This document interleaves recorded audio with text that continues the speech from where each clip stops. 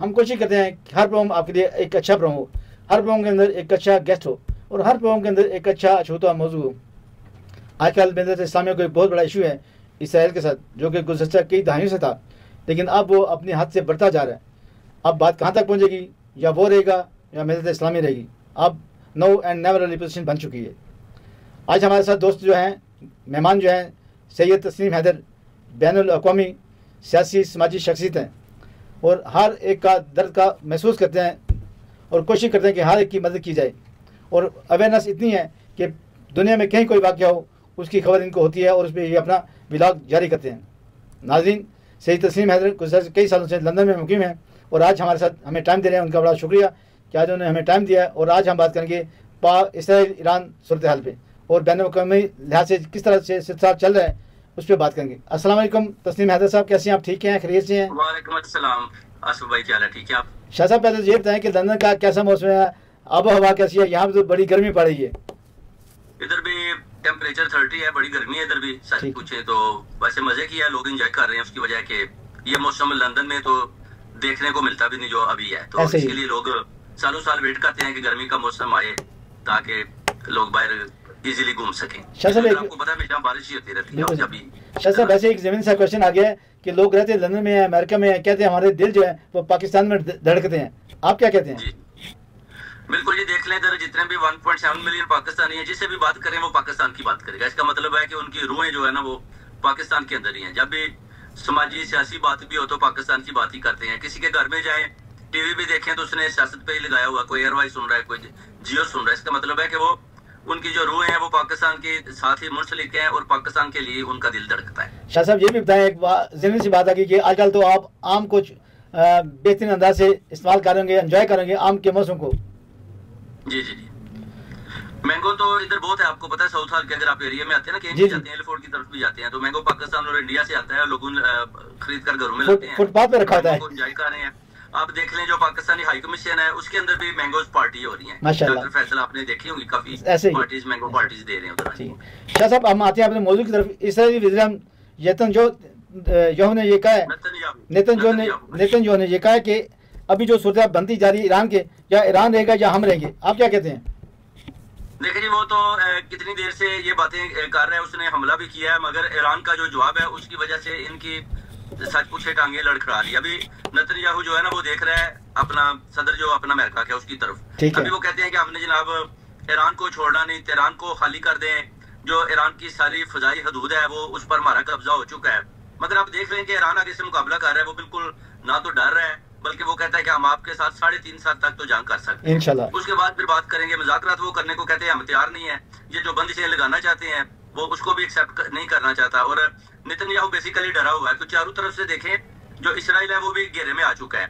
जितने भी इस्लामी ममालिक हैं आप देख लें, उनके जो बयानात आ रहे हैं वो सारे जो है ना अपना साथ दे रहे हैं ईरान का। पाकिस्तान भी देखें, मजम्मती बयान जितने भी हैं सब, जितनी कम्युनिटी बाहर के मुल्कों में है वो भी ईरान के साथ खड़े हैं। सोशल मीडिया पर जाएं, कोई किसी पार्टी का भी हो, वो सारे ईरान के साथ खड़े हैं। तो इसका मतलब है कि हक और सच और इस्लाम के साथ लोग खड़े हैं, तो फिर कुफर का साथ तो नहीं देंगे। तो नेतन्याहू जितनी ज्यादा जंग को बढ़ाएगा इतना बड़ा इसका नुकसान होगा और इंशाल्लाह इनको मुंह की खानी पड़ेगी, क्योंकि अभी जंग का सिलसिला जारी है। तो ये रुकने वाली तो नहीं है जो नजर आ रही है। आए दिन नए से नए मिसाइल आ रहे हैं और आबादियों के ऊपर भी गिर रहे हैं और तबाहियां हो रही हैं। यानी आप कह सकते हैं कि इनको फलस्तीन की बदुआ भी लग चुकी है इसराइल। बिल्कुल ठीक है आपने। अब जी शाह साहब, ये बताएं, जो तस्वीर पसंदा ने इसके अज़ाइम है, इस पर आप क्या कहते हैं? ये कहीं रुक नहीं रहा था, पहले शाम को इसने कब्जा किया, लेबनान को कब्जा किया, मुख्तलिफ मुल्कों को ये अपने घेरे में लेता आ रहा है। अब आगे ईरान की तरफ, ईरान जो है इसको पड़ी है, मुंह की खानी पड़ी है, क्या कहते हैं आप? देखिए जैसे इसका जो हदफ है ना, जो टारगेट था बेसिकली, वो तो आपने नेतन्याहू की बातें भी सुनी थी। उसने बोला कि हमारा असल जो अगला टारगेट है वो पाकिस्तान है। ऐसे ही डर और खौफ सिर्फ और सिर्फ इनको पाकिस्तान की तरफ से है, क्योंकि जैसे ही आप इंडिया की तरफ से, भारत की तरफ से आप जंग जीतते हैं, उसके बाद आप देख लें कि इनके बयानात भी चेंज हो जाते हैं, ट्रंप की भी जुबान चेंज हो जाती है। नेतन्याहू फिर ईरान पर हमला करता है। ईरान पर जो हमला है ये हमारे सारे ममालिक को, आपको पता है सुलेमान ने भी बुलाया था सारे लोगों को जो बड़े सुप्रीम थे, तो उनके साथ भी मशावरत की कि ये जनाब उधर हमला करने वाले हैं। तो हमला उन्होंने किया, तो उसके बाद जंग का आगाज हो गया। अब इनको समझ नहीं आ रही कि ये सोच रहे थे हम अटैक करेंगे, ईरान शायद इंडिया की तरह शोर डालेगा कि जनाब हमें बचा लें भारत की तरह, तो ट्रंप के आगे ये चीखें मारेंगे, तो उधर से वो स्टैंड लेंगे। आपको पता है उन्होंने तो पहले भी 8 साल जंग लड़ी है इराक के साथ, 10 लाख आदमी मारे गए।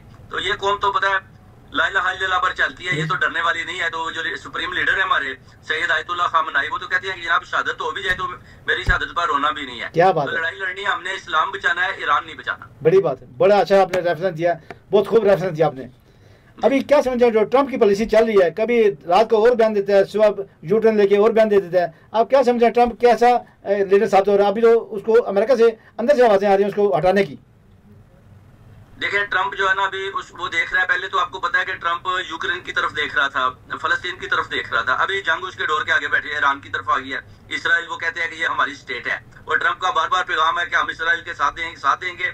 अभी काफी वो कहते हैं कि हमने जो जंगी बेड़े हैं यूरोप में भी हमने खड़े कर लिए हैं, मगर उस पर उधर से चाइना और आपको पता है रशिया, तुर्की का भी जो बयान है वो भी है कि अगर आप इसमें मुदाखलत करेंगे तो फिर ये जो अपना जंग है ये लंबी हो सकती है, फिर ये खत्म नहीं हो सकती।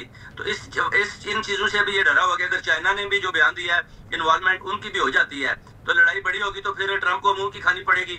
और उधर आप देख लें कि जो हमारे अपना फील्ड मार्शल है उनके साथ भी खाना खाया, उनको भी अपनी यकीनदानी दिलाई कि चले जी फील्ड मार्शल साहब ने बड़ा अच्छा काम किया जो उन्होंने अपना इस मुल्क का साथ नहीं दिया। बेसिकली उनको पता है कि पाकिस्तान एक एटमी जोहरी ताकत है, और अगर ये भी जंग के अंदर आ जाते हैं तो फिर इसराइल तो गया। इसराइल तो वैसे ही उन्होंने ईरान ने उधर बमबारी कर करके उनका बुरा हाल कर दिया। आप देख लें, इनको चीखों की आवाजें भी देख सकते हैं, और बड़े मामला खराब है। आए दिन जो जंग है ना वो बढ़ती जा रही है, और ये कह रहे हैं कि हमने रूह रूहानी जो इनका लीडर है उसको अभी हमने ना जी कत्ल नहीं करना, जब हम चाहेंगे हमें पता है कि ये किधर छुपा हुआ, हम इसका कत्ल कर लेंगे।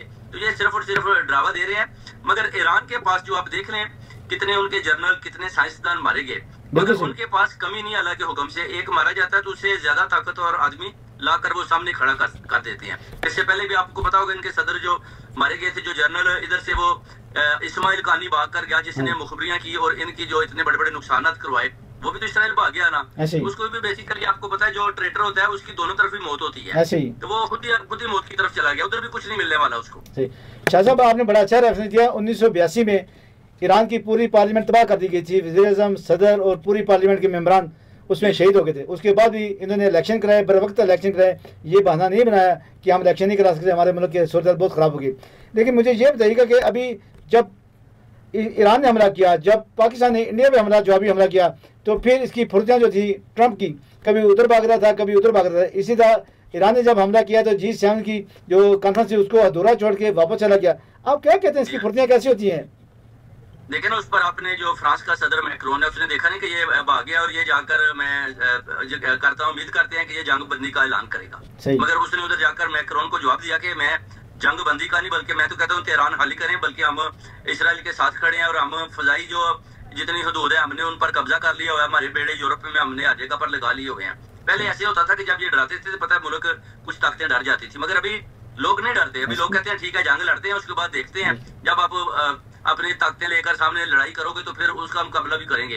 अब अगर ट्रंप गलती करता है, वो कहता है जी ठीक है जी मैं अपना अटैक करता हूँ, तो फिर उन्होंने भी तो आगे से इनको वार्निंग दे दी है ना कि अगर आप हमारे ऊपर हमला करेंगे तो जितने आपके फौजी अड्डे इराक में हैं, जिन जगहों पर हमें पता है हम उस पर, वो कहते हैं हमारे पास जो खैबर मिसाइल है वो बड़ी दूर तक जाता है, हम वो फेंकेंगे। उसके बाद जो पहाड़ों के अंदर इनके पास असला मौजूद है, जो मिसाइल मौजूद है ईरान के पास, तो ये अभी क्रिस्टल मिसाइल मांग रहे हैं अमेरिका से कि हमें दें ताकि हम उस पहाड़ के ऊपर मारे, ताकि पहाड़ किसी तरीके से रेजा रेजा हो जाए और इनके पास जो सामान है वो खत्म हो जाए।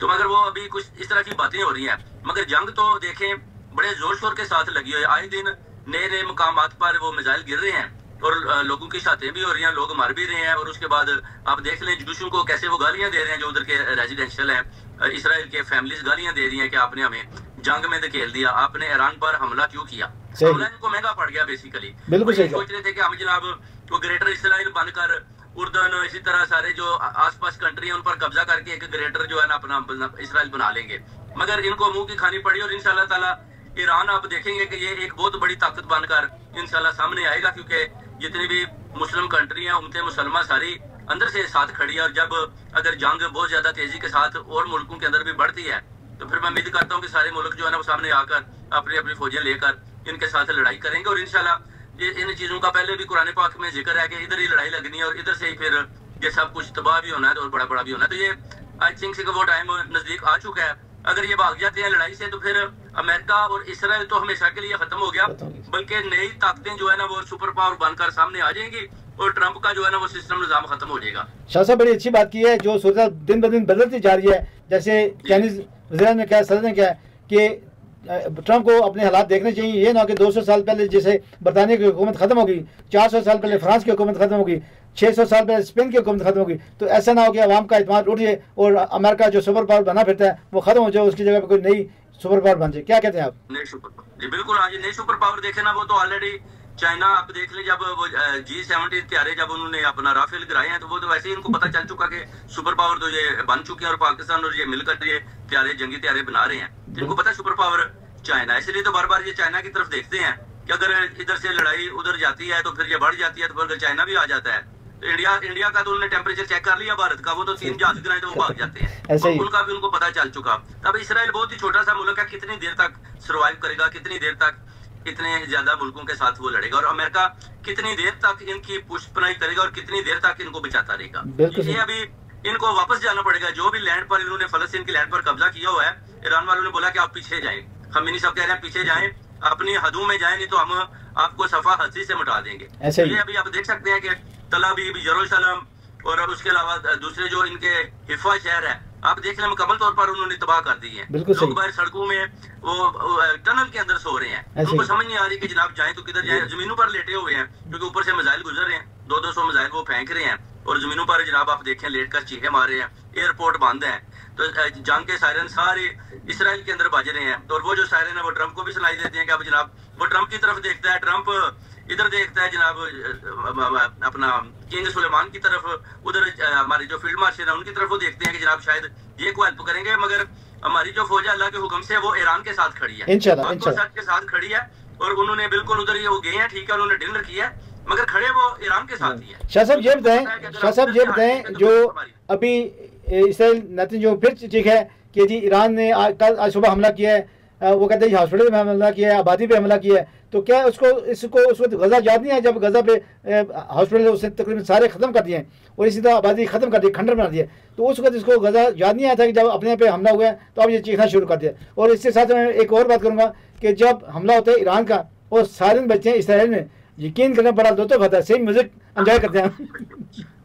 बिल्कुल, इसमें कोई शक नहीं कि जब जालिम की पकड़ होती है ना, तो फिर जब जालिम चीजें मारता है तो फिर डेफिनेटली जिनके ऊपर जुल्म होता है वो देखते हैं, क्योंकि इनका तो कुरान पाक में भी जिक्र है कि दरख्त के पीछे छुपेंगे तो दरख्त भी बोलेगा कि ये मेरे पीछे छुपा हुआ है। बिल्कुल सही, बिल्कुल सही। डेफिनेटली इन्होंने जो जुल्म किया अल्लाह ताला ने बेसिकली इनकी पकड़ की है। फलस्तीन की पहले तो कोई मुल्क भी साथ देने को तैयार नहीं था, आवाज वो बेचारे चीहे मार रहे थे, कोई साथ चल नहीं, मगर अभी अल्लाह की तरफ से इनकी पकड़ हो गया कि ये ईरान पर हमला करके फंस चुके हैं। अभी देखिए सऊदिया ने भी अपनी फजाई दूध दे दी, उसके ऊपर से भी मिसाइल जाते हैं, उर्दन के इराक के ऊपर से भी जाते हैं, और इनकी तबाही बर्बादी हो रही है और ये चीहे मारे। कितनी देर तक ये सर्वाइव करेंगे, कितनी देर तक नेतन्याहू ये अपना जो पहले तो मजे लेता रहा, सोच रहा है कि शायद फलस्तीन वाला मामला होगा कि जनाब 2-4 अटैक करेंगे, ईरान चीहे मारेंगे, मगर जब आगे से जवाब आया है तो जवाब पर जवाब आ रहा है, खूब जवाब है, बड़ा जवाब जा रहा है। और ये अभी इनको समझ नहीं आ रही है, देख रहे हैं कि हम तो चारों तरफ से गिर चुके हैं। अब ये सिर्फ और सिर्फ इनके पास एक ही रास्ता है, वो है कि किस तरीके से ट्रंप जो है ना वो ये हमारे इनके साथ कुछ सीज फायर करवा दे, जंगबंदी करवा दे। मगर ट्रंप कहता है कि जो मेरे मुआहदे हैं उनको ईरान मान ले। उन्होंने रजा शाह पहलवी की जो फैमिली है देखे ना, उनको सामने ले आए हैं। ये जो है ना जी, इनको हम रजीम चेंज करके इनको लाना चाहते हैं ताकि ये जो रूह का निजाम है, वो कहते हैं ये रूहानी जो आदमी आया हुआ है इसका जनाब इसको एक तरफ करते हैं, नहीं तो हम इसका कत्ल करेंगे, इस तरह की भी धमकियां दे रहे हैं। मगर वो तो डरने वाले नहीं है, वो तो अल्लाह के लोग हैं। वो कहते हैं अगर मैं शहीद भी हो जाता हूँ तो मेरी शहादत पर रोना नहीं, क्योंकि हमने हर सूरत में कुफर का मुकाबला किया। इंशाल्लाह इंशाल्लाह। शाह साहब अभी वक्त हुआ जा रहा है एक वक्त का, नाज़रीन कहीं मत जाएगा, बड़ी अच्छी गुफ्तगू हो रही है, बड़ी जिसको कहते हैं एक खूबसूरत अंदाज है गुफ्तगू बयान करने का भी। तो नाज़रीन कहीं मत जाएगा, stay with us. Welcome back नाज़रीन। आज हमारे साथ प्रोग्राम में शामिल हैं सैयद तस्लीम हैदर, जो कि एक बैनुल-अक़वामी सियासी समाजी शख्सियत है और गुज़श्ता कई सालों से लंदन में मुक़ीम है। हर खबर पर उनकी नज़र होती है, इसलिए आज उनको हमने बुलाया कि आलमी तनाज़र में जो ईरान और इसराइल का मुकाबला चल रहा है उसको किस नज़र से देखते हैं, उसके आइंदा आने वाले साथ किस तरह मरतब होंगे। लेकिन इस पूरी बहस के अंदर ट्रंप एक बड़ा अहम किरदार है, चूँकि लोग यही कहते हैं कि इसराइल को भी उसने ही आगे किया है, इंडिया को भी पाकिस्तान के ऊपर उसी ने चढ़ाई कराई थी। तो आप बात करते हैं तस्लीम हैदर साहब से कि वो ट्रंप के बारे में क्या किरदार है उसका और किसको स्केच करते हैं। जी तस्लीम हैदर साहब, कैसे बयान करते हैं ट्रंप की शख्सियत को? देखिए ये ट्रंप वो तो बेसिकली एक बिजनेसमैन है, जाहिर है पहले भी उन्होंने सदारत का मैदान जीता था और अभी भी उन्होंने बहुत ज्यादा लीड ली है। जाहिर है उनकी पॉलिसीज अमेरिका वालों को अच्छी लगती हैं तो उनको वो लेकर आए हैं। तो दूसरा वो आपको पता है कि जंग का जो समावत है उधर वो यू टर्न बड़े लेते हैं, यानी कभी कहते हैं ठीक है जी हम ऐसा कर देंगे, तिरान को खाली कर दें, हम सुबह उसके ऊपर हमले करवाने वाले हैं, हम इसराइल के साथ हैं, मैदान को खाली कर दें, तो फिर उसके बाद यू टर्न भी ले लेते हैं। तो ये ट्रंप की जो हैसियत है ना, बेसिकली जो उनका कद काट है उसके हिसाब से वो जो बयान देते हैं, आप उनके ट्वीट पढ़ें तो आप देखेंगे कि ये उनके कद के हिसाब से वो बातें ठीक नहीं है, क्योंकि सुपर पावर के वो हेड हैं तो उनको चाहिए कि अपना सालसी का अच्छा किरदार रोल अदा करना चाहिए मुल्कों के अंदर, ना कि इस तरह इसराइल को सपोर्ट करना चाहिए ताकि वो जो जितने भी मुश्रिक वस्ता हैं उन इलाकों में जाकर वो जो लोगों के ऊपर जुल्म करता फिरे और पीछे से ट्रंप को दिखा दें जी कि जनाब वो हमारे साथ है। तो ट्रंप साहब को ये चीज देखनी होगी, क्योंकि दुनिया भी चेंज हो चुकी है, सुपर पावर और मुल्क काफी बन चुके हैं, मगर वो अभी भी लोग देखे ना वो सोच रहे हैं कि शायद अमेरिका सुपर पावर है तो हम ट्रंप की तरफ जाते हैं। अगर यही लोग, मैं कहता हूँ कि अपना रशिया या चाइना के जो प्रेसिडेंट हैं या प्राइम मिनिस्टर उनके साथ मुलाकातें करें तो इनको और ज्यादा अच्छा उधर से अपना मशवरे मिल सकते हैं। तो ट्रंप का किरदार, अभी ट्रंप फंसा हुआ है, उसको खुद समझ नहीं आ रही, क्योंकि उधर यूक्रेन का मामला है, उधर वो रशिया वाले इससे बात नहीं करना चाहते, इधर फलस्तीन भी वो भी बात नहीं हो रही, कश्मीर वाली भी नहीं हो रही, फिर भारत और जो पाकिस्तान का मामला बना उसमें भारत ही भागा था, पाकिस्तान तो लड़ रहा था तो 3 दिन में वो भी भाग गए। अभी मैदान लग गया ईरान और इसराइल का, यानी ट्रंप के अपने घर में लड़ाई आ गई है, यानी लोगों के सालसी के किरदार अदा करना चाहता है और अपने घर की लड़ाई उससे खत्म नहीं हो रही बल्कि लड़ाई को बढ़ाना चाहता है, मगर डरा हुआ है। उसको पता है कि अभी जितने भी उम्मतें मुसलमान की कंट्रीज हैं ये इकट्ठी हो चुकी हैं और ये भरपूर मुकाबला कर रही है, उसको सब खबर है कि कौन कौन क्या क्या सप्लाई कर रहा है। वो कह रहा है कि हमें हर चीज का पता है, हमें पता है कि आयतुल्लाह खामेनी किधर छुपे हुए, अगर हम इनको कत्ल करना चाहें तो 1 मिनट का काम है, मगर अभी हम इनको कत्ल नहीं कर रहे, हम जब करेंगे तो हम आपको बताएंगे। यानी ये सिर्फ और सिर्फ डरावा दे रहा है। तो शाह साहब आयतुल्लाह सिस्तानी साहब का फतवा आ गया है कि जो इसने धमकी दिया है आयतुल्लाह अली खामेनी साहब के हवाले से, आयतुल्लाह खामेनी साहब के हवाले से जो आप देखेंगे ट्रंप को 100 साल कैद भी तो उन्होंने दी हुई है ना ईरानी अदालत में, अगर आप देखते हैं तो ऑलरेडी उधर भी अपना सजा याफ्ता है। तो अभी शाह साहब ये भी बताएं कि बैन अक़वामी जो कुव्वतें हैं, चाइना, रूस, फ्रांस, वो इसको कह रही है सुलह करो, अमन लाओ, ये उनको उल्टे जवाब देते हैं कि पहले अपने घर को देखो, जैसे रशिया को उसने कहा कि पहले यूक्रेन को देखो फिर हमारी तरफ आना। चाइना को धमकियां देता रहता है, कभी उसको कहता है 56% तुम्हारे पे ड्यूटी लगा दूंगा, बाद में जहाँ की तरफ बैठ जाता है, फिर कहता है ठीक है जैसे चल रहा है वैसे ही चलने दे। क्या कहते हैं आप आलमी तनाज़ुर में? देखिए जी, इधर असल में मसला यह है कि जितना यूरोपियन है उनको आप देखें गैस और ये काफी चीजें जो है ना उनको रशिया से आती हैं, तो वो अगर वो पाइपलाइन बंद कर देना तो इनके पास तो फिर चूल्हा जलाने के लिए जगह ही नहीं, ना जर्मन के पास ना फ्रांस के साथ, उनकी मजबूरी है, उनकी तिजारत बंद हो जाती है। तो वो तो नहीं ट्रंप का साथ देंगे इस जुल्म में, वो तो कहते हैं कि जंग बंदी करो। देखते हैं हमारा बुरा हाल हो जाएगा, या जो रशिया का पुतिन अगर हमारे ऊपर हमला कर देता है तो वो कहते हैं कि हमें कौन बचाएगा, ट्रंप तो पहले हमारे खिलाफ बातें कर रहा है। यही ब्रिटिशों का भी यही हाल है, वो इनको कहता है कि पहले मैं आपके ऊपर अटैक करूंगा, फिर ये भी देखते हैं कि ये हमारा कहीं बुरा हाल ना कर दे। शाह साहब एक मिनट एक अच्छा सा मैसेज दें जो पूरे मिल्लत इस्लामिया की आप तर्जमानी करते, एक अच्छा सा 1-2 मिनट में मैसेज दें मिल्लत इस्लामिया को। जी देखिए जी, उम्मत मुसलमान को मैं तो मैसेज देता हूँ कि अभी आपके पास एक इतना अच्छा मौका है कि आप ईरान के साथ खड़े हो जाए, क्योंकि जितनी भी ओवरसीज कम्युनिटी है, जितने भी बाहर के ममालिक आप देख लें, सबका जो है ना अपना सारे ईरान के साथ खड़े हुए हैं और उनका दिल भी ईरान के साथ धड़कता है। इसलिए जितने भी कंट्रीज हैं उनको पैगाम है कि जनाब ईरान का साथ दें।